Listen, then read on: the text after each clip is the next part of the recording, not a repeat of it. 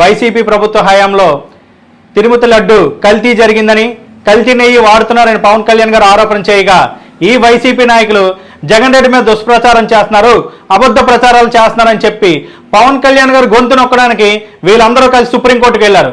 అయితే supreme court సుమోటోగా case స్వీకరించి CBI ద్వారా సిట్ వేసి విచారణ చేయగా నమ్మలేని నిజాలు బయటపడ్డాయి.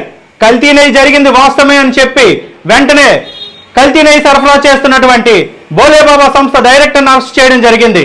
అప్పటి చైర్మన్ వైవి సుబ్బారెడ్డి పిఏని అరెస్ట్ చేయడం జరిగింది.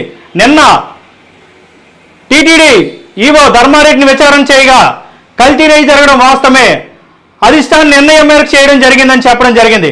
ఆ అధిష్టానం ఎవరో ప్రజలకు తెలియదా అని అడుగుతూ ఉన్నా. అయితే ఇప్పుడు వైసీపీ నాయకులు నేను ఒకటే అడుగుతున్నా, మీరందరూ పవన్ కళ్యాణ్ గారికి బహిరంగ క్షమాపణ చెప్పాలి, వెంకన్న భక్తులకు బహిరంగ క్షమాపణ చెప్పి ప్రాయశ్చిత్తం చేసుకోమని అడుగుతా ఉన్నా.